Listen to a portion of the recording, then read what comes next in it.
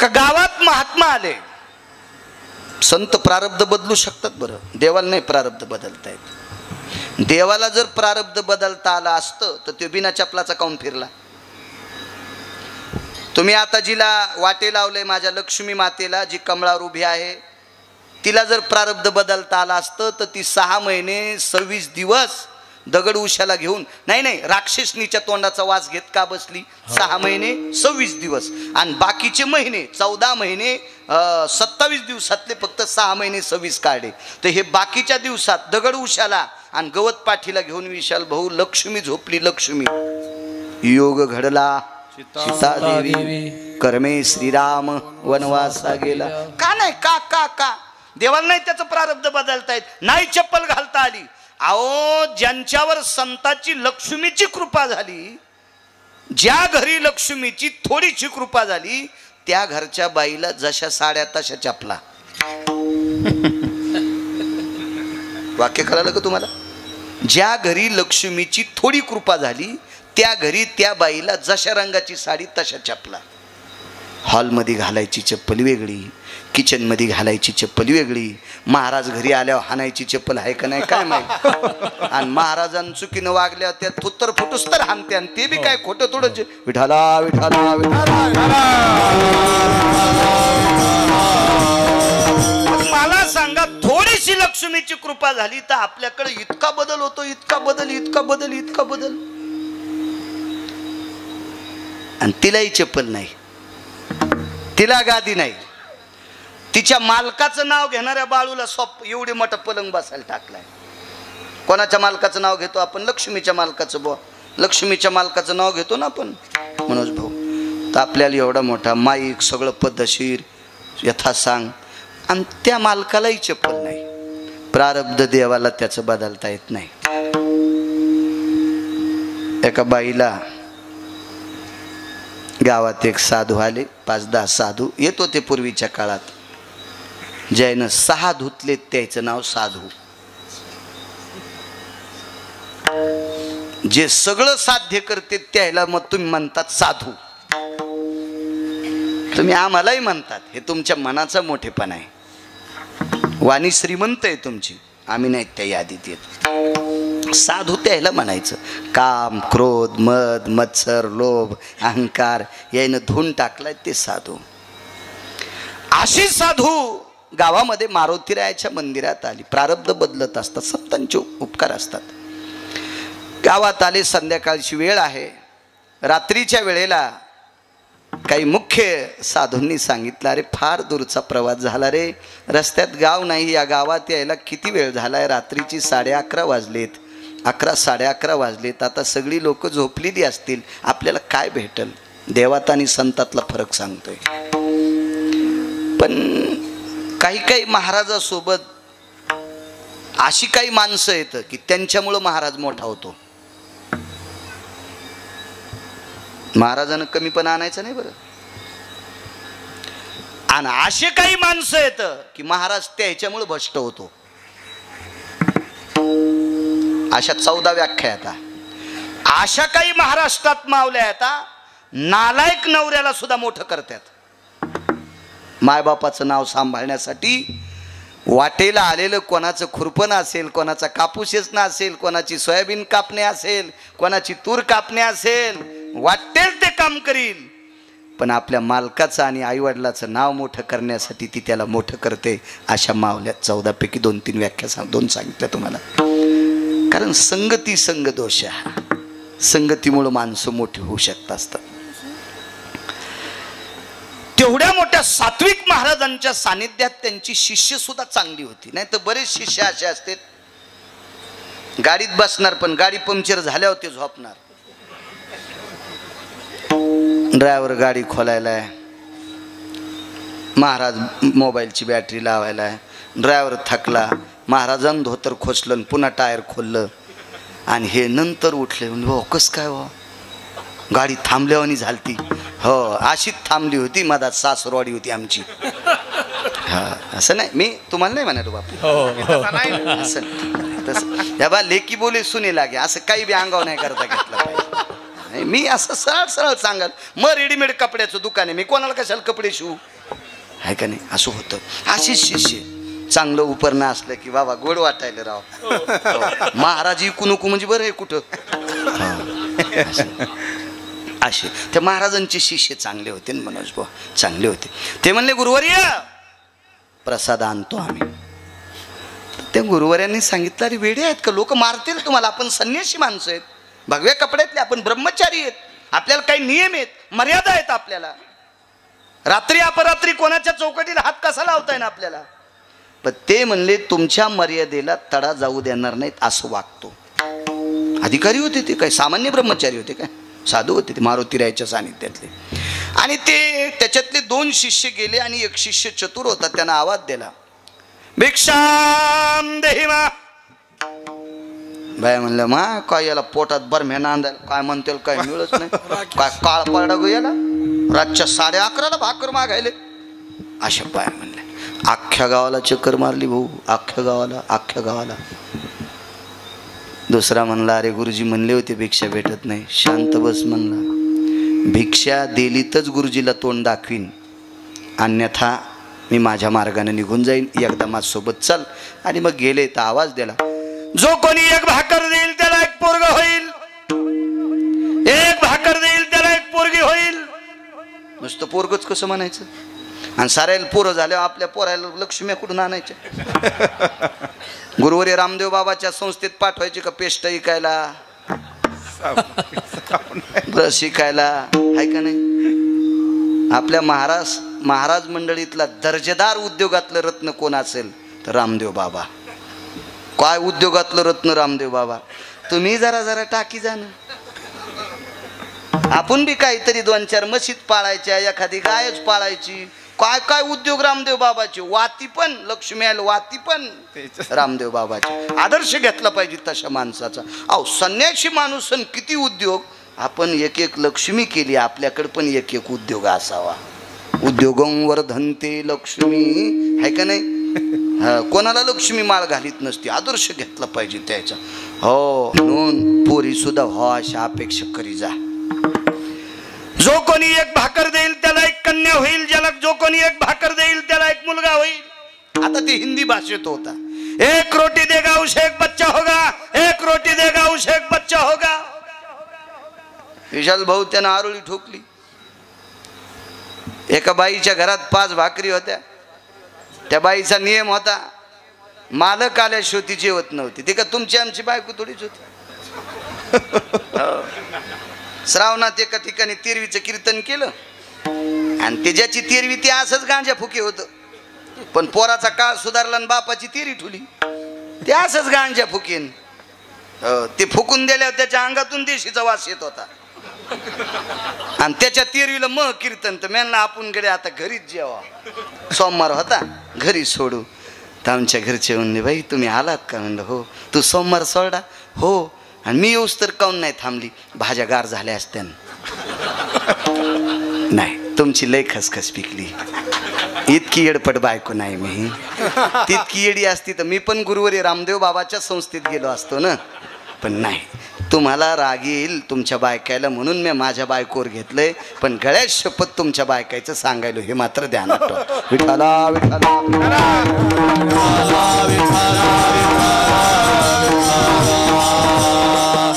तुमच्या आमच्या बायका येतोय.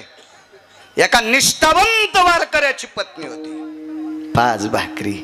मालक येईन म्हणले, आले नाही. आपल्या बायका काय बाबा. 1 जणाची इथं मनोज भाऊ आम्ही जेवायला गेलोत. असंच कीर्तन ते म्हणजे या जेवायला गेलोत. उन्हाळ्याचे दिवस, कुरड्या पापड्या वगैरे सगळं, रस, आंब्याचा रस होता, गावरान आंब्याचा. हो, ते दुर्मिळ झालाय गावरान आंब्याचा रस. आता कशाला काही लावलं की हे फार उत्कृष्ट सोंबळे आहेस तू, येडपट आहेस, तुला आखलीचा कांदा नाही. गावरान आंब्याची बरोबरी जगातल्या कोण्याच आंब्यान करायची नाही. कोण्याच आंब्यान करायची नाही, कोण्यात नाही.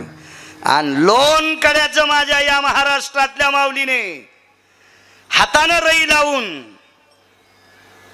किंवा घरच्या गाईचं म्हशीचं मिक्सरवर दही हलवून त्याचं काढलेलं लोणी, स्वतःच्या चुलीवर किंवा गॅसवर कढवलेल्या लोण्याचं तूप जगातल्या कुठल्याच कंपनीच्या तुपानं बरोबरी करायची नाही. तूप पिकायची पद्धत कशी होती माहिती आहे का? घृतायो व्यापारयं तत्वबलेषु पारनिरोर सव्य भागानाम यद्घ्रताति जायते न घ्राणमेवचम. जिनच्या पॅन्टीवाल्याला काय माती माहित नाही, तुम्हाला बी टिकलेवाल्याला काही माती माहित नाही. फक्त जुन्या बायकांना विचारा आणि जुन्याला विचारा, जुन्या म्हातारा इथं असं तेल तूप लावायचे. वा वा वा वा वा बापू, मी नाही लिहिलेलं, मला फक्त वाचायचं नाद आहे. एखादा म्हणत असेल कशा ते तू वाचव रे चोंबळ्या. विठाला विठाला विठाला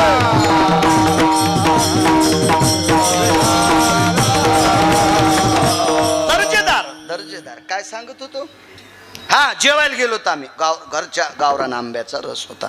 आम्ही जेवलोत मस्त छान पद्धतशीर. जवळच कीर्तन मनोज बुवा, मग आता इथं कीर्तन करून असंच पुढं जायचं आंबा जोगायला. तिथंच आराम केला. आराम केल्या म्हणलं आता ताई तुम्ही जेवा बरं, आमचे जेवण झालेत बसा. नाही महाराज तुम्हाला वाटत. मी म्हणलं बाई तुम्ही जेवा, मला उशिरा जायचंय. मग ती बाई, त्या बाईन स्वयंपाकाला 2-3 शेजारनी बोलील, त्या 4 जण जेवायला बसल्या. मी बाहेर गेलो.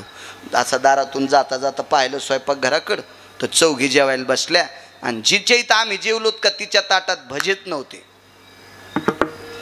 तर मी यजमानाला म्हणलं आम्हाला थोडे कमी वाढे असते तरी जमलं असतं, तुमच्या मंडळीच्या ताटात भजे नाहीत. नाही म्हणले महाराज ती आता खात नाही. म्हणलं का? ती तळतानाच खाती.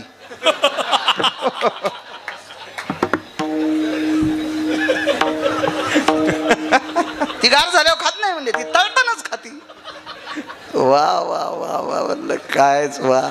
आमचं पण नशीब तुर्कस्तानच्या पलीकडे झोपलंय, त्या बायकोच्या हातचा स्वयंपाक खाल्ला. आणि तू होतं कुठं झोपला असेल काय माहित, तुला तो मरूस तर खाचा. विठाला विठाला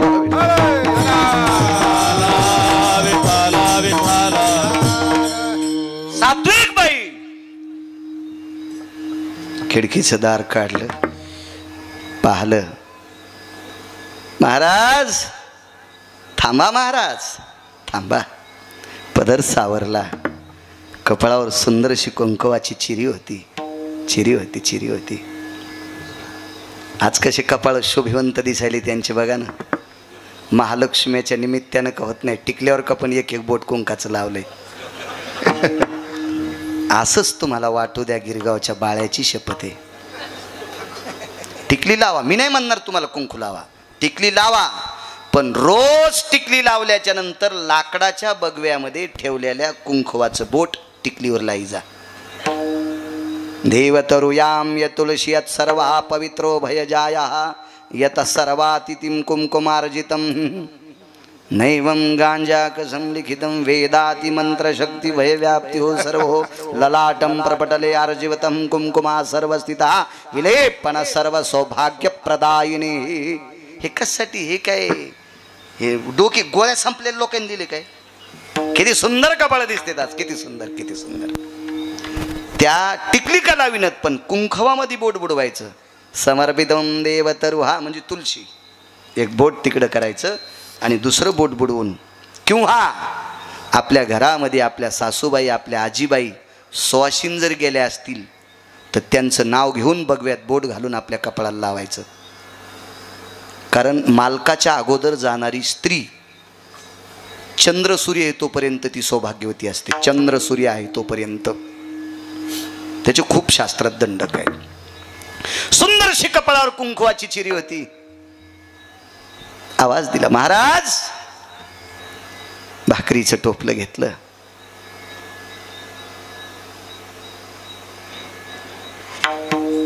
आणि त्या भाकरीचं टोपलं साधूच्या झोळीत रिचून दिलं. एक लक्षात ठेवा, आपल्याकडे पेरणी झाली म्हणत नव्हते, वाहडी म्हणत होते. पेरणी काय म्हणत होते? वाहडी. आणि बी सगळं काढून घेतल्यावर ज्वारीचे 2-4 दाणे खोळीत ठेवत होते. 2-4 दाणे खोळीत ठेवत होते. खोळ कधीच रिकामी ठेवत नव्हते. बगवं जर सुतक पडलं असेल तरच बगवं धुवायचं, आणि बगवं कोरडं झालं की लगेच त्याच्यात कुंकू टाकायचं. बगव्यातलं कुंकू झालं म्हणायचं नाही, वाटलं म्हणायचं. असा शास्त्राचा सिद्धांत. आणि जुन्या बायका टोपल्यातल्या भाकरी दुरुडीतल्या देत असताना नवऱ्याला जरी भाकरी वाढायची असेल विशाल भाऊ, तर दुरडी रिकामी करून कधीच वाढीत नव्हत्या. त्या भाकरीचा थोडासा तुकडा दुरडीत टाकायचा आणि मग नवऱ्याला मालकाला भाकरी वाढायची, म्हणजे भाकरीचं टोपलं रिकामट होत नव्हत्या. आपल्याकडे पद्धत आहे. नवरात्रीमध्ये गोंधळी दादा जर आपल्याकडे आला, वासुदेव जर आला, मार्गशीर्ष महिन्यामध्ये वासुदेव आला, चैत्र महिन्यामध्ये पांगुळ आला, तर त्याला ज्या वेळेला आपली माऊली, शेतकऱ्याची माऊली ज्या वेळेला ज्वारी तांदूळ देते का, त्यावेळेला त्याच्यातले 2-3 तांदूळ तिच्या ताटात टाकीत असतो, ज्वारीचे दाणे टाकीत असतो, रिक्त पात्र ठेवत नसतात. हिनं सगळं टोपलं महात्म्याच्या झोळीत रिचवलं. भाकरी 6 होत्या. बसू द्या बसू द्या बसू द्या बसू द्या, बस बस बाळा बस. इतकं एवढ्या वेळ कसं उभं राहील ते. 5-7 भाकरी होत्या. ती रिकामं कसं ठेवायचं म्हणून त्याच्यातली एक भाकरी बाईच्या टोपल्यात वापस केली. भाकरी 5 होत्या. दादा 5 भाकरी होत्या. नेल्या. काय भाजी कालवण असेल, कोरड्यास असेल. कोरड्यास हा संप्रदायातला शब्द आहे बरं. कोरड्यास हा ग्रंथातला शब्द आहे, ग्रंथातला. पण हल्ली म्हणण्याची पद्धत आहे, काय भाजी केली, वरणाला भाजी कशी म्हणतो. हो, वरणाला भाजी कशी म्हणता येईल. हा, आणि असं कोरड्यास जर कोणी म्हण, हे ते नेभळट आहे, ते शुद्ध बोलत नाही. शुद्ध काय तुझ्या बापानं आणलं का सोमळ्या. तो ओरिजिनल शब्द मातीत घातले आणि तू हे शब्द शुद्ध असते तो नालाय का कुठले पण. आपली बोली आपलीच बोली आहे. या महाराष्ट्राची माती, या महाराष्ट्राची भाषा इतकी पतिव्रत आहे, इतकी पवित्र आहे, पतिव्रत आहे. तिला पेनचं स्पर्श सुद्धा असं, टाका स्पर्श न सहावती. टाक म्हणजे पेन. मराठी भाषा ही सगळ्या भाषांची राणी आहे. टाक म्हणजे पेन. पेनचा स्पर्श सुद्धा सहन करीत नाही. माडी, माडी आणि मा शब्दावर पेन आदळा. कोण ही एका बला माडीवरी, कुमकुमम नारजवा निर्धारी. पेनचा टिपका दळा कोणी एक आबला मांडीवरी. किती शब्दाचा अनर्थ आहे. माडी आणि मांडी, एक पेनचा टिपका दादा, एक पेनचा टिपका सहन करीत नाही. इतकी पवित्र भाषा मराठी भाषा आहे. आपली शब्द आपलं सांभाळा, आपलं आपलं सांभाळा. आई शब्दाचा दर्जा किती, बाबा शब्दांचा दर्जा किती, दादा शब्दांचा दर्जा किती, तात्या शब्दांचा दर्जा किती, अण्णा शब्दांचा दर्जा किती, भाऊ शब्दांचा दर्जा किती, नाना शब्दांचा दर्जा किती. आबासाहेब, तात्यासाहेब, नानासाहेब, का काय दर्जेदार शब्द आहेत.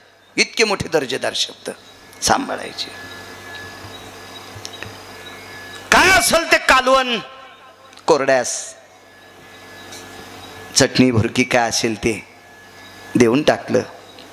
मारुतीरायाच्या मंदिरात दरबारात तो प्रसाद वाढला आणि तृप्तीचा ढेकर दिल्याच्या नंतर त्यांच्यातले मोठे अधिकारी महात्मे होते. त्यांनी सांगितलं, बाळा पाठीवर थाप टाकली, काय बोलतो तसं वागतो रे. अरे कोणी दिला हा प्रसाद, कोणी दिलाय, कोणी दिलाय. महाराज आनंद ज्या वेळेला असा गळ्याला येतो का, त्यावेळेला एखादा शब्द तोंडातून पडत असतो. महाराजांनी खूप वर्णन स्तुती केल्याच्या नंतर त्याच्या तोंडातून एक शब्द पडला, गुरुवर्य भाकरी फुकट आणलेल्या नाहीत. भाकरी फुकट आणलेल्या नाहीत. आता मला असं वाटतंय गुरुजींना राग एका गोष्टीचा आला की त्या गुरुजींनी पैशाला कधी हातच लावला नव्हता, कारण त्यांचं लग्न झालेलं नव्हतं. त्याच्याकरता त्यांना पैशाचा काही संबंधच नव्हता. मागणं पुढं फुफुटा उडं. मी त्यांचं सांगतोय, त्यांचं. आताच्या बाबतीत नाही. आता पैसा सुटलाय कोणाला नाही, त्या सुटली द्रव्यालोभ माया भस्मदंड छाया तरुवराची, भस्मदंड छाया तरुवराची. नाही त्या सुटली द्रव्यालोभ माया भस्मदंड छाया तरुवराची, भस्मदंड छाया तरुवराची. नाही त्या सुटली द्रव्य लोभ माया. लग्न कर नाही तर नको कर, किंवा आयुषा कोणी दावा हे जया नावडे, कन्या पुत्र घोडे दाराध. नाही नाही, मॅच बंद केलं तर हे इस्तू लाईन म्हणून. विठाला विठाला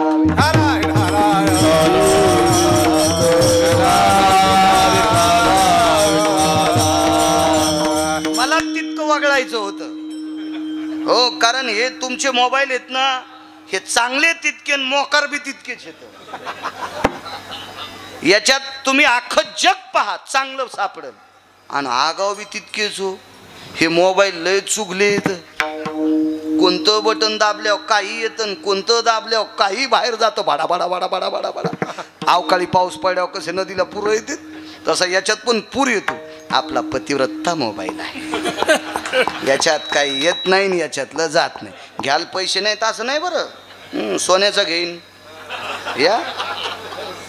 मला एक वाटतंय, नवरा जर व्यवस्थित किराणा आणीत असेल, सणावाराला पत्नीची सगळी प्रतिष्ठा सांभाळीत असेल, तर माहेरात गेल्यावर तिने आईला म्हणायचं, आई माझा नवरा मला देवासारखा भेटलाय, असं म्हणावं का नाही पोरीनं. इतका नवरा चांगला असल्या भीती म्हणती, बाई मेल्याच्या संसारात इतकुस सुख नाही. तू या अंगावर झोपीत भिताड पडन, झोपीत झोपीत तुला घरा सगळं ठोकून द्यावं लागन चांडाळणी. मग नवरा जर सद्गुणी असेल, रे ऋषी पोरं सोय करायला होते मग अशी बैठकीत खूप तरुण मंडळी. हो, तादरान बोला. जगाचा बाप आपल्याला 2 टायमाची सोय जर चांगली करीत असेल तर त्याच्या विरोधात काऊन बोलायचं. काय कमी केलं त्या पंढरीतल्या मालकानं, घे. पण भानगड अशी झाली, आता 90 वर्ष लुगडं घातलं, डोकं भरून पदर घेतला, कुंकू लावला, आता म्हातारपणी कशाला गाऊन घालू. आता राहिलंच किती आयुष्य गिरगावच्या बाळूचं, आता याच्यावर मरायचंय. विठ्ठला विठ्ठला विठ्ठला.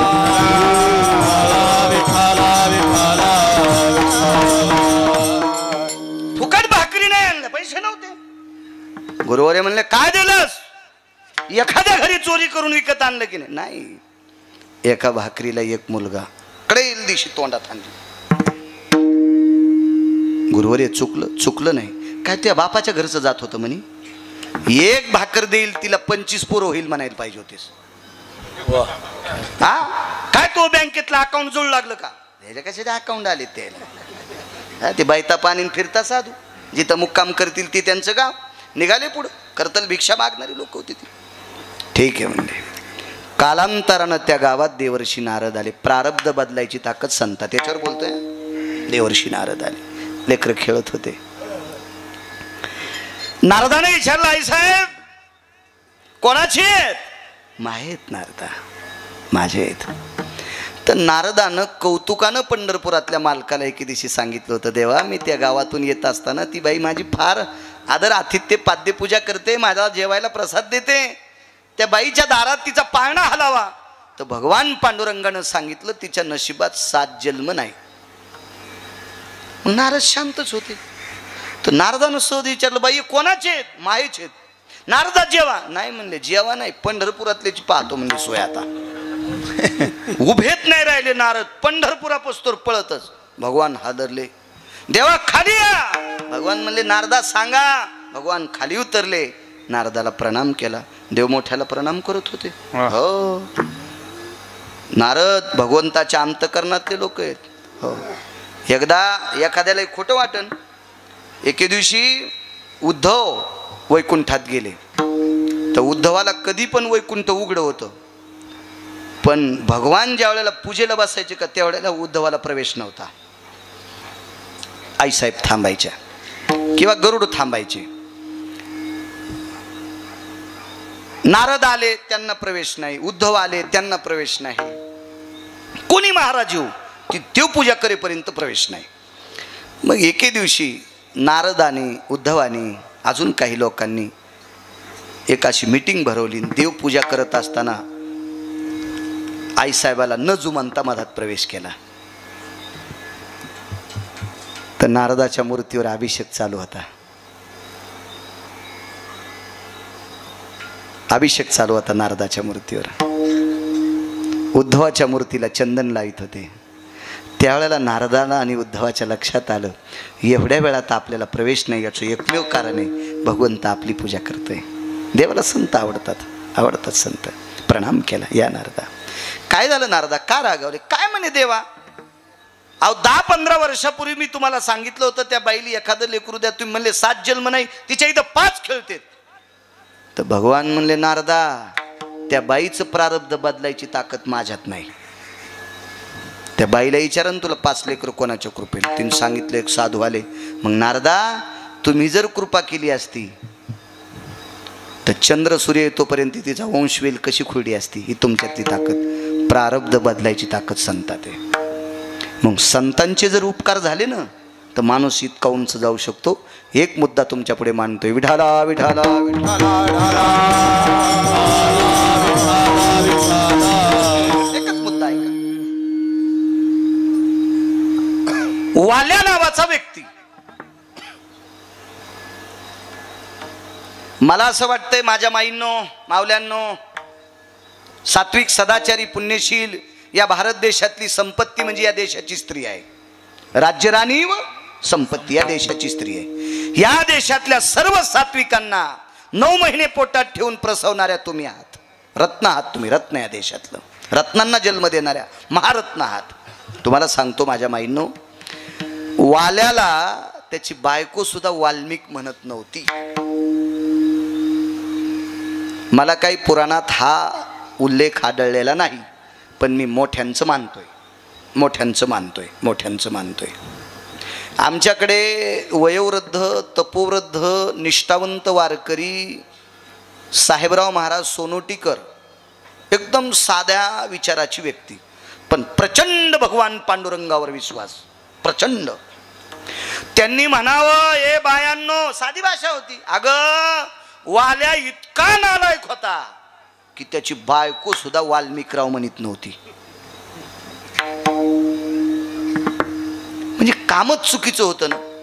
मग त्या वाल्याचे वाल्मिक झाले, वाल्मिकाचे वाल्मिक ऋषी झाले, आणि वाल्मिक ऋषीचे महर्षी वाल्मिक झाले. उपकार कोणाचे? नारदाचे. मी बऱ्याच वेळेस सांगितले, हे कोणाचे उपकार आहेत वाल्मिकावर? नारदांचे. मृदंगाचार्य महाराज नारदांचे उपकार आहेत. नारदाची भेट झाली किंवा नारदांचं दर्शन झालं, सगळी पाप संपली.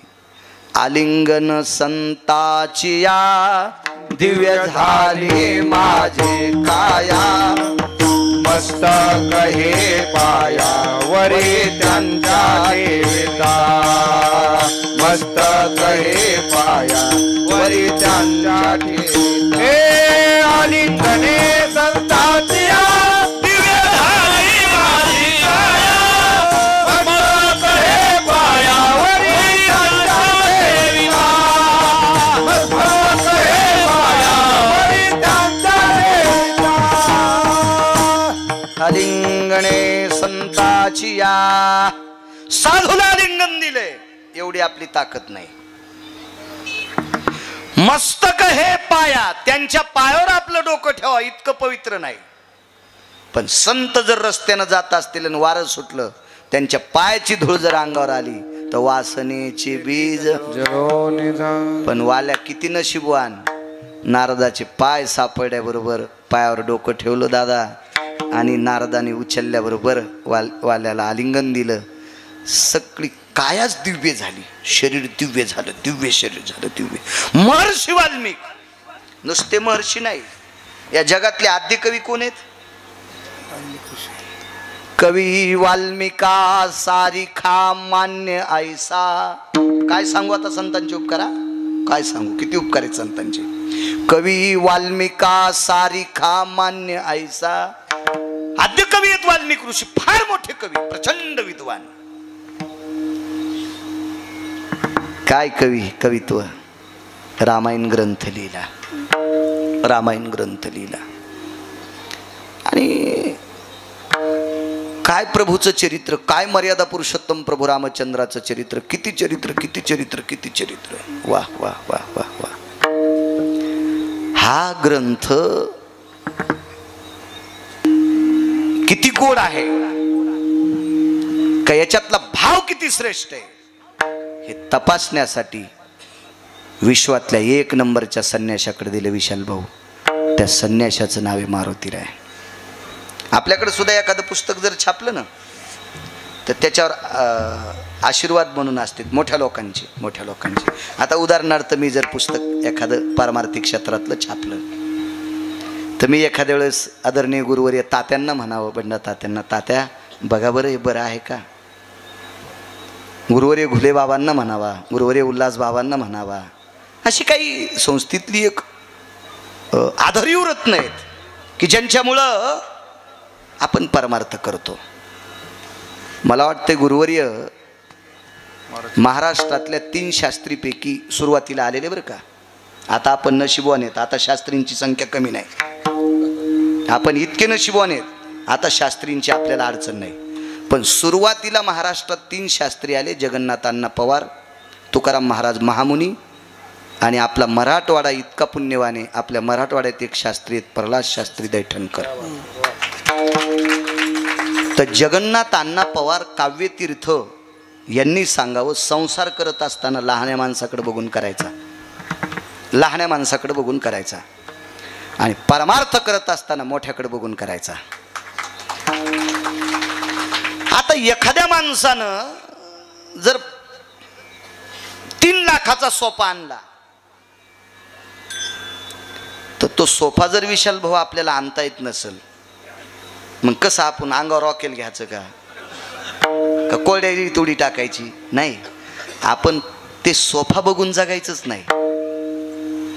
ज्या माणसाची तर संध्याकाळी आथरायला नाही त्याच्याकडे बघून जगायचं. 50 लाखाच्या गाडीत बसणाऱ्यानं मोटरसायकलवाल्याकडे बघून जगायचं मनोज भाऊ. दुःखच होत नाही हो, दुःखच होत नाही. आणि परमार्थ करत असताना ज्यांनी चुका केल्या नाही त्यांच्याकडे बघून जगायचं. आपलं जीवन गोड होतंय, गोड होतंय, गोड होतंय, गोड होतंय. हो, तुम्हाला एक सांगू का, परमार्थामध्ये अशा लोकांकडे बघून परमार्थ करायचा की ज्यांच्या भक्तीला बघून मारोतराव सूर्याने लाजावं, सूर्याने लाजावं. आगा निशापती दिनपती तेजो भयोस्ति क्रांती यद भक्ती मर्मज्ञ निगुती. भाष्यकारांचं वाक्य. हा निशापती दिनपती, दिवसा प्रकाश देतो तो सूर्य आणि रात्री प्रकाश देतो तो चंद्र, आणि ज्याच्या प्रकाशामुळं नालायक सुद्धा माणसासारखे वागतात तो प्रकाश संतांचा असतो, आदरीव लोकांचा असतो. त्या लोकांकडे बघून आम्ही परमार्थ करायचा असतो. हे हावभाव करणाऱ्याकडे नसतो. देखावा तो कोणाला करता येतो, काय विषय नाही. तुम्हाला एक सांगू का, आमच्या कपड्यापेक्षा सिनेमातल्या महाराजाचे कपडे लय ओरिजिनल असते. माझ्या जीवनात मला 4च पिक्चर आवडले, 4च. आपण खोटं कशाला बोलायचं. त्याच्या सगळ्यात जास्त कोणता आवडा असेल तर तिरंगा. मला त्याच्यातलं भाषेतलं मर्म फार आवडते, भाषेतलं मर्म फार आवडते. आणि त्याच्यानंतर अजून एक पिक्चर आहे इंडियन, बरोबर आहे ना. त्याच्यातला महाराज बघा बरं किती भारी दिसतो, त्या जटान त्यान. काय माणसं दुधानं आंघोळ घालायलेत, कोणी मदानं आंघोळ घालायलेत, आणि मग लाता बी खाल्ल्या. म्हणजे मला एक म्हणायचं की डेकोरेशनमध्ये दिसणारी ही याच्यावर भुलायचं नसतंय. ज्यांच्या विद्वत्तेला सूर्य लाजतोय, ज्यांच्या भक्तीला चंद्र लाजतोय, अशा लोकांकडे बघून आम्ही परमार्थ करायचा असतो, देखाव्याकडे नाही.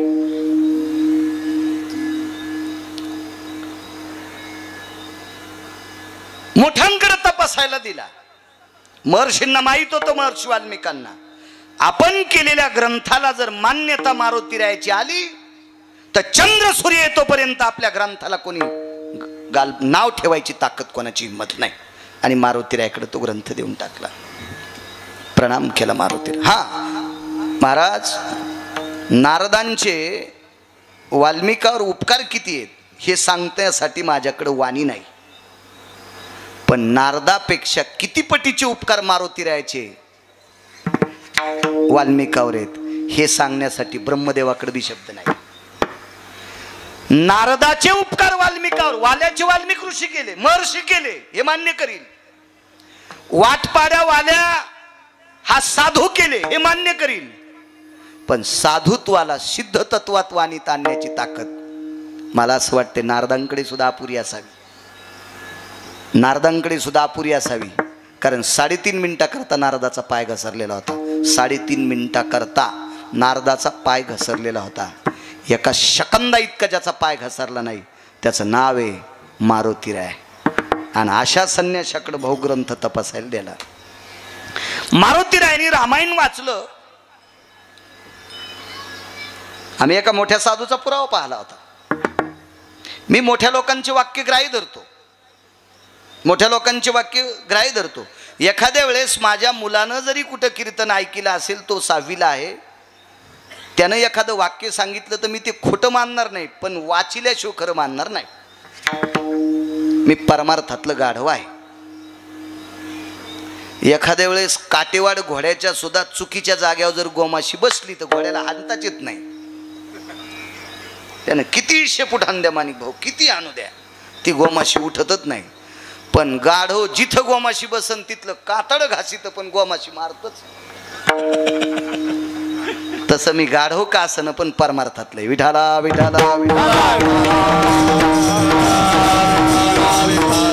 पुरावा हा अधरीव लोकांचा सांगायचा, अन्यथा पाहुनी ग्रंथ करावे कीर्तन. एक तर पाहून वाचून सांगेल, अन्यथा टोकाला गेलेल्या देवमान्य लोकांचं वाक्य पुढे गेले त्याचा शोधित महाराज, पुढे गेले त्याचा शोधित महाराज. पुढे गेले त्याचा शोधित महाराज, पुढे गेले त्याचा शोधित महाराज, पुढे गेले त्याचा शोधित महाराज, पुढे गेले त्याचा शोधित महाराज, पुढे गेले त्याचा शोधित महाराज, पुढे गेले त्याचा शोधित महाराज.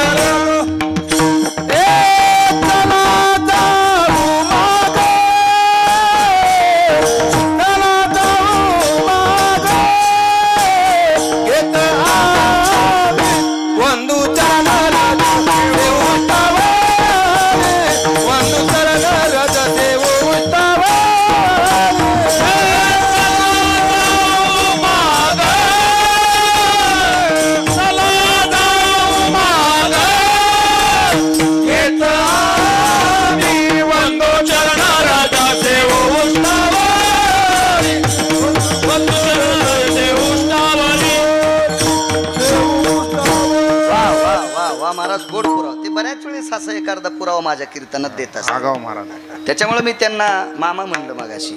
तुकाराम महाराज आगाव. नाही, आडनाव जरी आगाव असेल तरी ते आगाव नाहीत ना ते. परमानातला बादशाह माणूस. वा. आणि माणिक भाऊ उत्तरेश्वर बापून आम्ही एखादी गोष्ट पाहिले ना, मी जरी सांगितलं असेल तर मी त्यांना म्हणत असतो, तुम्ही घरी जाऊन पाहत जा.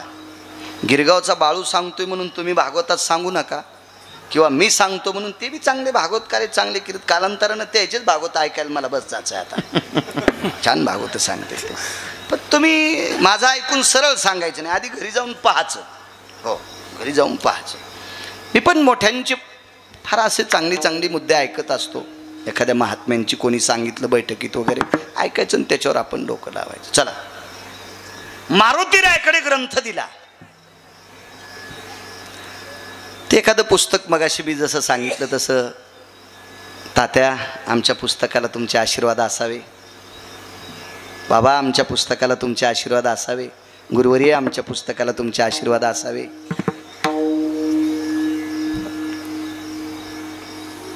मला पुराणातला असा मधला गोडवा 2 लोकांचा आवडायचा. एक मी ज्यांना पाहिलं नाही ते माधव महाराज मगर सुरजखेडकर, आणि ज्यांची किमान 20 ते 25 फक्त पंढरपूरला प्रवचन ऐकले आणि कीर्तनं 2च ऐकली, असे धर्मभास्कर वक्ते बाबा. विशाल भाऊ मला या लोकांचं फार असं चुनाट आतलं आवडायचं, आतलं आतलं. काही कोण्या बाईला करता येईल, कोणाला करता येईल, पण करडीचा भात एकाही टिकल्या लावणाऱ्या पोरीला करता येणार नाही, इतकं मात्र सांगेल. जे करड भात म्हणतो का आपण, एकाही माझ्या एकाही बहिणीला, माझं वय जरा थोडंसं पुढे गेलंय, एखादी कमी वयाची असेल तर माझ्या एकाही मुलीला करड भात करता येणार नाही. तो फक्त जुन्या बायकांनाच, फार एखाद्या म्हातारीला कळाला असेल करड भात कशाला म्हणतात. हो, आणि केलाच एखादीनं तर तिनं केलेला खाल्ल्या तांब्या ठेवायचं कामच पडणार नाही. आता ठुणं तांब्या जाऊन येणं हौदात भरणं, जाऊन येणं हौदात भरणं. म्हणजे असा एक काही काही ठराविक लोकांचा असा एक त्यांची पकड असती ती एक आगळं वेगळं ह्या लोकांचं जुनाट.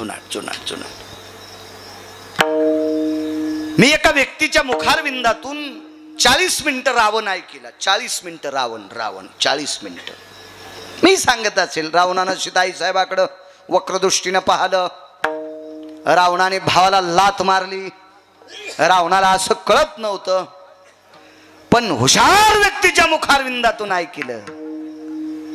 रावणाचा संस्कृतवर इतका पगडा होता, इतका अस्खलित पगडा होता की ज्याच्या संस्कृत विद्वत्तेला भगवान वैद्यनाथ सुद्धा बोलले. विशाल भाऊ वैद्यनाथ सुद्धा बोलले. भगवान शिवशंकर बोलले. भगवान शिवशंकर बोलले. प्रचंड विद्वत्ता होती रावणाकडे. अशा 6 गोष्टी ऐकल्या त्याच्याकडच्या. हे मोठ्या लोकांकडे ऐकायला भेटतं. आपल्याला एकच ते मूर्ख आहे, त्यांनी सीता रामून ठेवली. आपण इतकंच बघतो. त्याच्यातलं आतलं पान हे काही ठराविक लोकांकडे तुकाराम मामा मिळणार. ठराविक लोक ज्यांनी आयुष्य परमार्थात घातलं का त्या लोकांना पहा, त्यांच्याकडे भेटणार. मी दुर्योधनाच्या बाबतीतला एक मुद्दा मी पाहिलं नाही. वारकरी संप्रदायातले आधारवड श्री गुरु बंकट स्वामी महाराज यांनी दुर्योधनाच्या बाबतीतला एक मुद्दा सांगितला होता की दुर्योधन 3.5 वज्रापैकी एक वज्र आहे. 3.5 वज्रापैकी एक अर्धवज्र कोण असेल तो दुर्योधन आहे. आणि मोठ्यांचं ऐकल्याच्या नंतर असा वेगळा गारवा असतो ना महाराज, वेगळा गारवा असतो. या बा ऊन इतकं तापावा, धनाला पाणी पाहिजे असावा, आणि थोडेफार थेंब पडले की धन हुरपाळून जातं. त्याच्यापेक्षा नाही पडलेले बरे. मग ओतप्रोत पाऊस झाला की ते धन असं लसलशीच होतंय, आणि थोडेफार पडे थेंब आणना ते धन करपून जातं. म्हणजे विद्वानाचं ऐकल्याच्या नंतर आपली बुद्धी लसलशीत होती, आणि भंगिऱ्याचं ऐकलं आपल्याला वाटतं दही खाऊ, भाता का लिंबू पिळू. अरे दही नसल्यावर लिंबू पिळीत असते सोंबळ्या. ताजं दही असल्यावर बी तू दही पिळलं लिंबू पिळलं, तुला माणूस म्हणावं का कुत्र रे? तू नालायक आहे. राम लक्ष्मण हे दोघे बंधू जेवायला बसले, दही भात लिंबू तुझ्या तोंडात रुमणं ठोकायला पाहिजे. नाही गेलं तर हातोड्यानं हाणायचं, निकून काढायचं. विठाला परमार्थात चुकीचं बोलणारी माणसं ही त्याच्या घरासाठी घातक नसतात, ती गावासाठी घातक नसतात, ती तालुक्यासाठी घातक नसतात, ती अख्ख्या सनातन संस्कृतीसाठी घातक असतात. मोटरसायकलचा ड्रायव्हर 2 लोकांसाठी किंवा 3 लोकांसाठी घातक असेल.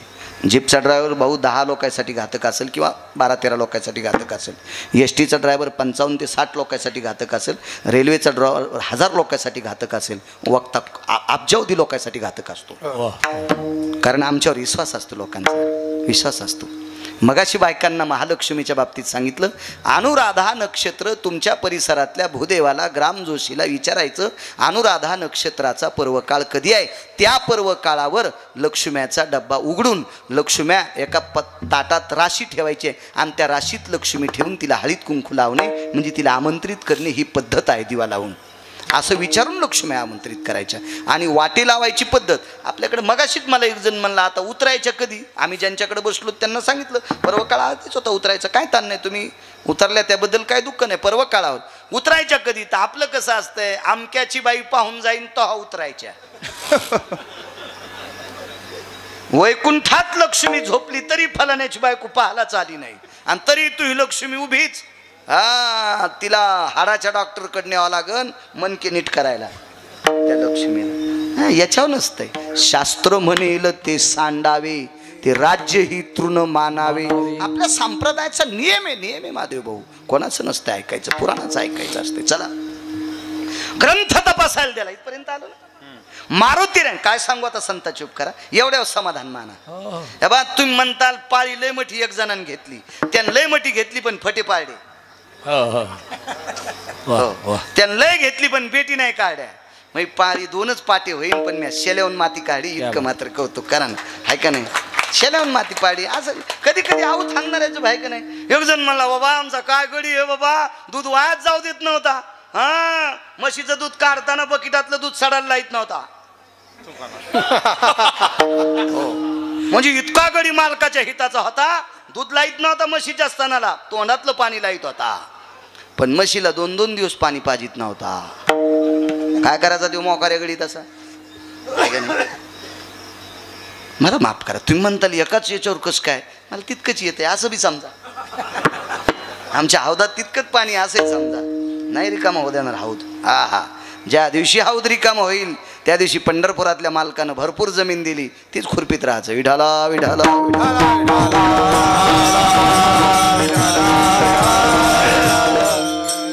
वाचिला ग्रंथ. आता मारुती रायाला ग्रंथ का नाही आवडणार, आणि पुन्हा वाल्मिकाने लिहिलेला. मारुती रायाने रामप्रभूचं भजन हलकटानं केलं तरी आवडलं. मारुती रायाला भजन रामप्रभूचं मनोज दादा हलकटानं केलं, हलकटानं. काल नेहमी कसा होता बापू, काल नेहमी खरा महाराज होता का. ग्रंथ चालू होता मग, मी वय ऐकत होतो. छान माणसं होते, वाचणारही छान, सांगणारही छान होते. चांगली परंपरा आहे तुमच्याकडे. त्यांनी लगेच कीर्तन सुरू व्हायचं म्हणून त्यांनी आटपून घेतलं, लगेच आरती. छान 1-2 वय ऐकल्या मी त्या, छान. कधी कधी वया अशा गोड नाहीच अर्थ कळाला ना, तर ओळी अशी चांगली वाचली ना मग अर्थ कळत असतो. आपल्या संस्कृती, आपल्या अभंगाला सुद्धा स्वराचं भान आहे बरं का. हो, कुठल्या अभंगाला कुठला स्वर असावा, त्याला कसं काय असावा, त्याला कोण्या रागात म्हणावा. पण काही काय रागातच म्हणतात, कसा मला टाकून घ्यायला राम. तुला रावण हाणणार आहे जरसं थांब. आगावच पण असं असतं का कुठं, एक मर्यादा असते. संत शिरोमणी निळोबारायांचं एक प्रमाण आहे, निळा म्हणे नवरस देख जानती विरळा गायक दे. ज्याला गायनातल्या नवरसाचं सूत्र कळतंय तो वारकरी संप्रदायातला भजने आहे. आणि ज्याला काहीच कळत नाही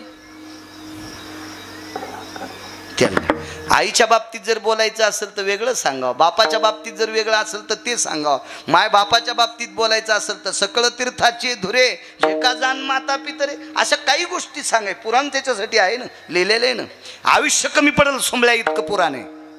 ते सांग, ते सांग, मधला गर्दा सांगू नको. तू ह्या पदरात नुसते दगड आणि यायच्या डोक्यावर डोंगर टाकून चालला आणि पैसे घेऊन जातो. विढाला विढाला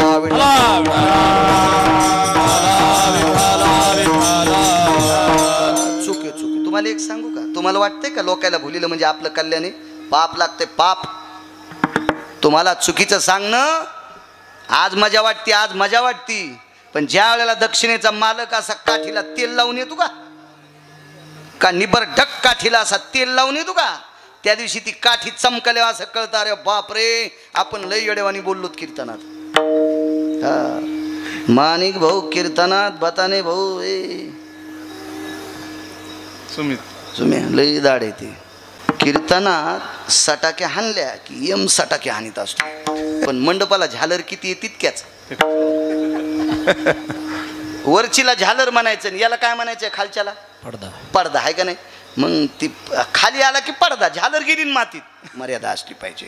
चला हे बा, मिठाशिवाय एकही पदार्थ चविष्ट नाही, पण मीठ जास्त घातल्यावर बी खावा वाटत नाही. हो असं आहे ना विशाल भाऊ, त्याला मर्यादा आहे ना, मर्यादा सांगितली. ह्या बा लोणचं उन्हाळ्यात दिलं की चव येते, आणि तेच लोणचं जर वरणा इतकं वाढ भाऊत, हात धुणं रुमाल संगत ठेवणं, सर्दी होईन का नाही.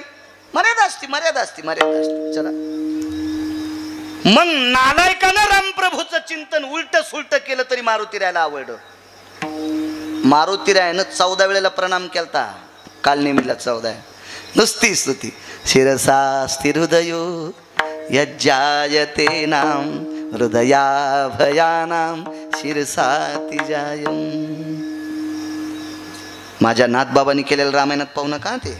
दुसरीकडे बघा, दुसरीकडे बघा, दुसरीकडे बघा. रामायण फार आहेत, रामायण. मारुती रायानं 13-14 वेळेला काल नेहमीला प्रणाम केला. कळाल्यावर एका लातात मारला तो भाग सोडून द्या. मोठ्याला सगळंच करता येत असतं. पण नालायकानं प्रभू रामचंद्राचं वर्णन केलं तर मारुती रायाला आवडत होतं, तर महर्षी वाल्मिकानं केलेलं का नाही आवडावं. वा वा. ग्रंथाच्या 2 प्रक्रिया सांगतो, बाकीच्या राहू द्या. पहिली प्रक्रिया, ग्रंथ विशाल भाऊ वाचिल्याच्या नंतर हृदयात लावला. आणि दुसरी प्रक्रिया, ग्रंथ डोक्यावर घेतला मारुतीरायाने आणि नाचू लागले. बस झाल्या 2 प्रक्रिया. एक एक एक एक हृदयाला लावला आणि दुसरी डोक्यावर ग्रंथ घेतला आणि नाचू लागले. महर्षी वाल्मिकाच्या लक्षात आलं, आपण जिंकलोत, आपण जिंकलोत, आपण जिंकलोत. आपण केलेला ग्रंथ सर्वश्रेष्ठ आहे. मारुतीरायाला आवडला. आणि आश्रमातून मारुतीराय निघत असताना, मारुतीरायाला वाटे लावत असताना मारुतीरायाने हाताला स्पर्श केला आणि सांगितलं, महर्षी वाल्मिक, एके दिवशी मी लिहिलेलं रामायण पण वाचायला या. काय सांगू आता संताची उपकारा, मी लिहिलेलं रामायण सुद्धा वाचायला या. मनोज बुवा, मग मात्र अंगावरच्या एका रोमातून घाम निघला वाल्मिकाच्या. अरे बापरे, आपल्या रामायणाला मान्यता देणारे मारुतीराय यांचं रामायण किती श्रेष्ठ असेल विशाल भाऊ. पण वाल्मिकांचं रामायण हे ध्वजपत्रावर लिहिलेलं होतं. ध्वजपत्र जिंच्या पॅन्टीवाल्यांना, हे ऋषी तुम्हाला माहीत नसेल एखाद्या वेळेस, हे तरुण भाई तुम्हाला माहीत नसेल, पण जुन्या म्हातारीला आणि जुन्या ह्या अण्णासारख्या वयस्कर लोकांना विचारा, विशाल भाऊ तुम्हालाही कळत असेल, काशीचे कापडी आपल्याकडे ज्या वेळेला येत होते का, काशीचे कापडी, त्यांना ठराविक गावं होते, त्याच्या 4-4, 5-5 गावाची त्यांना ती बांधिलकी असायची. आणि तो कापडी भाऊ आपल्याकडे आल्याच्या नंतर आपल्याला जो गोड मुरमुऱ्याचा प्रसाद देत होता का, तो ध्वजपत्रावर टेकून देत होता. ध्वजपत्रावर टेकून देत होता. आणि त्यांचं जर एखादं जुनं घर असेल, 1-2 वर्षाला काशीला कोणी येत असेल, तर त्यांना लाखाचे शिवशंकर देत होते. लाख नावाचा एक पदार्थ असतो. पूर्वीच्या काळात मतदानाच्या पेट्या सील करायला लाखच वापरीत होते. मी काय मतदान अधिकारी नव्हतो, पण मला लाख कळतो. लाख 14 ठिकाणी वापरतात. शहाणा सोनार मणी दबू नये, गळ्यातले बायकांचे मणी असे दबू नये म्हणून त्याच्या मधात लाख घालीत होता. लाख. आणि ते पेट्या भाऊ पॅक करायला ते लाख असा मेणबत्तीवर वितळायचा आणि असा लावायचा. लाखाची शिवलिंग देत होते त्या काळामध्ये. असो, तर ते ध्वजपत्र होतं, विशिष्ट प्रकारच्या झाडाची साल, त्याच्यावर ग्रंथ लिहिलेला होता. पण मारुतीरायाने सांगितलं, मी रामायण लिहिले ते बघायला या. काय सांगू आता संतांचे उपकारा, की संतांनी केलेले उपकार चंद्र सूर्य येतोपर्यंत संपत नाहीत. त्यांची उंची मापण्यासाठी ब्रह्मदेवाचं माप कमी पडतंय. तर तुमची माझी काय कथा आहे बघा पुढे. तो वाल्मिकाच्या रोमातून घाम निघाला आणि महर्षी वाल्मिक मारुतीरायाला सांगतात, आजच येतो ना. चेहरा पडला, बरं चेहरा पडला, आजच येतो ना. मारुतीराय म्हणले चला. आता मारुतीराय थोडंच असं काय काम होतं की त्याला असं थोडंच होतं. बायको म्हणली आता परळीला जायचं ना, आपल्याला दागिने आणायचे. बायको म्हणली लक्ष्मीचा साज आणायचा. का पपेच माय म्हणली आता पोरायला काय कपडेच आणायचे. आज थोडं काही काम, काही गरजच नव्हती. बायता पाणी फिरता साधू ते मारुतीराय होते. फक्कड साधू होते ते, फक्कड साधू. माझ्या लहानपणी एक आमच्या गावात बाबा यायची. त्याच्या पुढे पैसे टाकल्यावर ते पैशाला हात लाईत नव्हतं, पण शिष्य थैलीत भरून नेत होतं. असे होते का मारुतीरायच होते ते, काहीच विषय नाही. चला म्हणले. तिथे गेल्याच्या नंतर समुद्र कोणता असेल बापू सांगता येईल तुम्हाला? जाग्रताया मापंपती निरयो, जाग्रता नाम आपांपती निरयो. समुद्र किती आहेत? 7. आपण भागवतात पाहिले. प्रियव्रतां भयरहं वरायं चक्रसुधा भय जायन्ते. प्रियव्रता भय चक्रसुधा रहंवर भययनि जायन्ते. वृष्णिर भययनि सुधाति रहंवर प्रिया भयायनि जायन्ते. प्रियव्रता भय प्रियव्रता भय जायन्ते. बापूच सांगते. प्रियव्रत नावाचा राजा ज्या रथात बसला, त्याचा रथ ज्या ज्या दिशेने गेला. प्रियव्रत, व्रत म्हणजे नियम आणि प्रिय म्हणजे आवड. ज्याला नियमाविषयी आवड होती असा एक राजा भारत देशाला लाभला, त्याला प्रियव्रत नावाचा राजा म्हणतात. राजे 46 पाहिले, काही तत्वातले, काही 63 पाहिले, काही 114 पाहिले. वेगवेगळे तत्व आहेत राजाचे, वेगवेगळे. त्याच्यातला श्रीमंत राजा भारत देशाला लाभला, त्याचं नाव होतं भरत. या देशावर इतकं प्रेम केलं म्हणून या देशाला भारत देश नाव पडलं. भरताच्या श्रीमंतीचं वर्णन. भरताच्या वैभवाचं वर्णन पैठणच्या मालकांनी बापू जास्त केलं. आपण पाहिल्या वया केली तरी पैठणच्या मालकांनी जास्त केलं. असो, असा एक घृताचा समुद्र आहे. उपमन्याकरता कोणता दिला? शिर. शिर म्हणजे काय? दूध. दुधाचा समुद्र, लवणाचा समुद्र. आता आपण कोण्या समुद्राचं पाणी पिलं तर आपल्यासाठी लवणाचाच आहे. लवण म्हणजे खडा नाही, लवण म्हणजे मीठ. लवणाग्रो पांपती जायम, कारण तितकी जीभ आपली लायकीची नाही त्याच्यातलं दूध चाखायसाठी. त्याच्यासाठी उपमन्य व्हावं लागेल, त्याच्यासाठी उपमन्य व्हावं लागेल. आणि घृताच्या समुद्राचं महत्व, तुम्ही 12 ज्योतिर्लिंगापैकी एका भगवान शिवजीच्या अधिष्ठानावर जातात, त्या एका स्वरूपाचे 2 भाग झालेले आहेत. एका ठिकाणी लोणी लावतात, तिथे भगवान शिवजींना एका पशुच्या रूपात असताना अर्जुनाची गदा लागली होती म्हणून तिथं लोणी लावण्याची पद्धत आहे. घृताय नवनीतयो यत्कालाति जायते. अजून त्याची 3 कारणं म्हणून त्या समुद्राला घृताचा समुद्र म्हणतात. आता ते कोण्या भागात आहे तुम्ही घरी गेल्यावर पहा ना. मी कुठं थोडं घेतलं, मा टाइम तर संपला. तुम्ही घरी गेल्यावर बघा ना, ते बघा ना.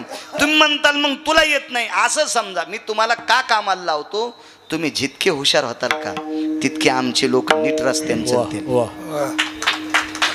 आणि तुम्ही जितके येडेवानी करताल का मग आमचे गाणेच म्हणतील. क्या बात. आम्ही रस्त्यानं चालण्यासाठी तुम्हाला विद्वान व्हावं लागेल, तुम्हाला विद्वान व्हावं लागेल. महाराज, प्रमाण कधी म्हणता आलं? कीर्तनकार प्रमाणात असला तर तुम्हाला प्रमाण म्हणता येईल. आणि कीर्तनकार प्रमाणाच्या बाहेर गेल्यावर तुम्हाला काय आपलं विठ्ठल विठ्ठल म्हणणे आहे का नाही? मापात असावं, मापात असावं सगळं माप. चला म्हणले, शिळा होत्या स्फटिकाच्या, काही शिळा होत्या शालिमार दगडाच्या. शालिमार दगड म्हणजे विटेवरच्या मालकाची मूर्ती ज्या स्वरूपात दिसती का त्याला शालिमार नावाचा पाषाण म्हणतात. अशा शिळा होत्या काळ्या ठिकर काजळासारख्या, काही शिळा होत्या स्फटिकासारख्या. या सर्व शिळेवर रामायण महर्षी वाल्मिकानं ध्वजपत्रावर लिहिलं आणि मारुतीरायनं रामायण पाषाणाच्या शिळेवर नखानं लिहिलं. काव्यास्तुत्य सर्वानां नारायणो नखाग्रेषु. पुढं 3 वया इतक्या सुंदर आहेत बापू, इतक्या सुंदर, इतक्या सुंदर, हृदयाला असा पाझर फोडतेला अशा वयात. काय मोठ्या लोकांचं वाक्य असतं महाराज. काही लोक काय विद्वान. चक्रांकित महाराज, धारुरकर शास्त्री. हा पुरावा सगळ्यात जास्त टोकाचा कोणी सांगितला असेल तर रामचंद्र महाराज, डोंगरोजी महाराज त्यांनी सांगितला. फार मोठा पुरावा याचा, असा अस्खलित पुरावा, अस्खलित पुरावा. भागवतातलं मर्मज्ञ होते.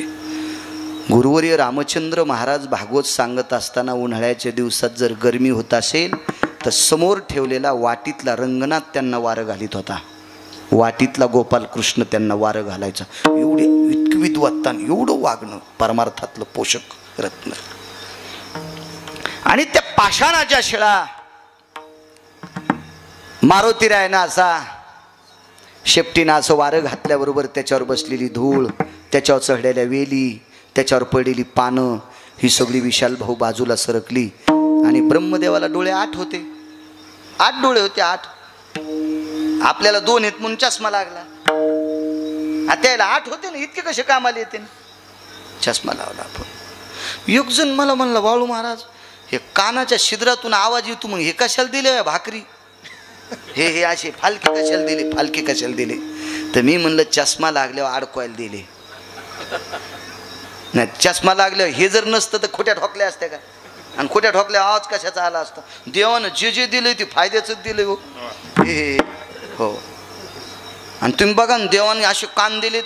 तुम्ही आंघोळ करताना पाण्याचा शिपका हाना, मधात पाणी जात नाही, पाणी जात नाही. ते जिलेबीच्या येड्यावानी आतून आतून अशी अटळे. काय हुशार देव. नाही तर असा पाण्याचा शिपका हाणल्यावर इकून पाणी गेला असतं, इकून आला असतो. काय त्याचं एक एक काम, काय डोक्याचं जीव, सगळ्या गोष्टी. काय देव, देवच त्याला देव म्हणतात ना. जगात कान मोठे दिले फक्त गणपती बाप्पाला, पोट मोठं दिलं गणपती बाप्पाला. आणि गणपती बाप्पाचे सगळ्यात जर इंद्रियात लहान काय असेल तर डोळे आहेत. डोळे. मोठ्यांचं वाक्य सांगतोय, मारुतीरायाचे डोळे इतके लहान आहेत, सगळ्यातलं सगळं पाहतात.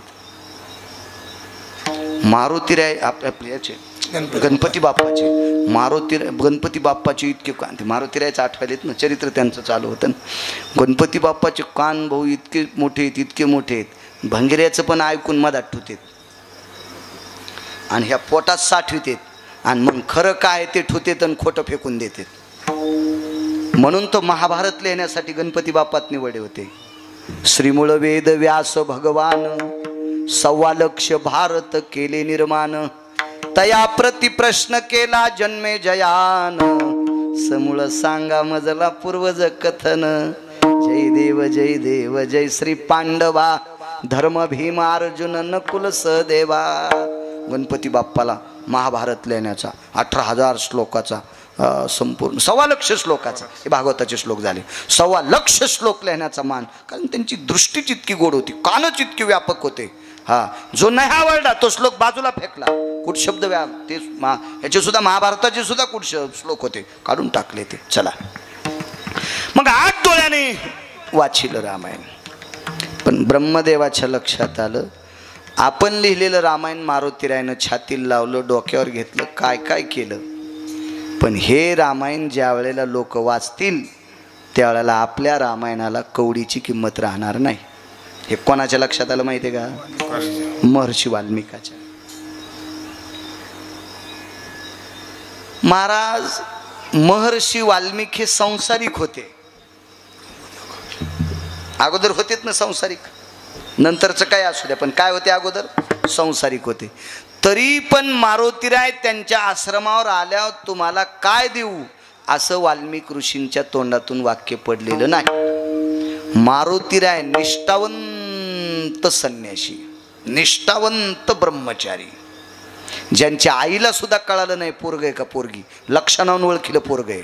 इंद्रिय दिसलीच नाही भाऊ, जन्मताच कासोटा होता कमरेला बांधलेला. आईला आणि बापाला सुद्धा इंद्रिय नाही, पाहायला भेटली नाही, इतका कमरेला कासोटा घातलेले. आणि तसा विरक्त महात्मा महर्षी वाल्मिकाला जाताना म्हणले, काय देऊ, काय देऊ तुम्हाला, काय देऊ, काय देऊ. तर महर्षी वाल्मिकानं सांगितलं, खरंच देताल का, खरंच देताल का? हो. मग जे रामायण तुम्ही छातीला लावून डोक्यावर घेऊन नाचलात ते रामायण जगप्रसिद्ध झालं पाहिजे. तथास्तु. विशाल भाऊ, काय कृपा झाली, सगळ्या शिळा उचलल्या आणि समुद्रात टाकून दिल्या. सगळ्या शिळा उचलल्या आणि समुद्रात टाकल्या. जर मारुतीरायनं या रामायण लिहिलेल्या शिळा टाकल्या नसत्या तर महर्षी वाल्मिकाने केलेल्या काव्याला एका तिला इतकी किंमत राहिली नसती. म्हणून नारदानी परमार्थात आणलं इथपर्यंत उपकार असतील, पण चंद्र सूर्य तोपर्यंत जर वाल्मिकाला मोठं केलं असेल तर ते मारुतीरायचे उपकार. म्हणून मालक पहिल्या कडव्यात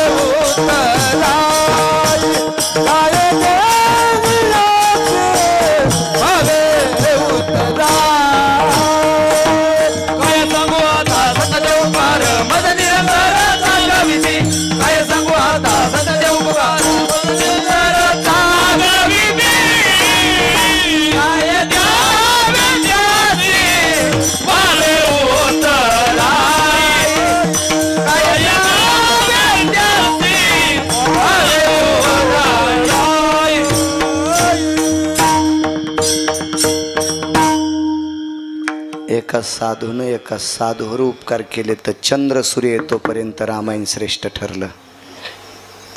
असेच उपकार भगवान वैद्यनाथाचे, भगवान गणेशाचे, भगवान ज्ञानोबराय, तुकोबराय, नामदेवराय, चोखोबरायाचे उपकार आदरणीय सामाजिक क्षेत्रामध्ये ज्या व्यक्तीची फार मोठी उंच भरारी आहे, या नगरीतील सात्विक सदाचारी पुण्यशील पावन मुली आपल्या सासरी जात असताना त्यांना एक श्रद्धेची भेट द्यावी असा ज्या व्यक्तीच्या अंतःकरणात भाव आहे, दुखी सुखी सर्व लोकांना हॉस्पिटलपर्यंत पोचवायचं काम करण्याचा एक सामाजिक वारसा आहे आणि स्वयं श्रद्धेतून, आपल्या चातुर्यातून, आपल्या बुद्धीतून, आपल्या युक्तिवादातून, आपल्या श्रमातून प्राप्त झालेला अर्थ असे धार्मिक उत्सव करण्याचा ज्यांचा वारसा आहे, असे राजेशजी फडभाऊ. जसा मारुतीरायचा कृपा जशी महर्षी वाल्मिकावर झाली, असाच आशीर्वाद सर्व संतांचा, साधूंचा, येत्यांचा, योग्यांचा, तप्यांचा, तुम्हासारख्या थोरांचा आशीर्वाद राजेश भाऊंना लाभो आणि त्यांच्या अंतःकरणातल्या सदिच्छा पूर्णत्वाला जावो अशी भगवान गणेशाच्या चरणी प्रार्थना करतो आणि माझ्या वाणीला विराम देतो. विठोबार कुमार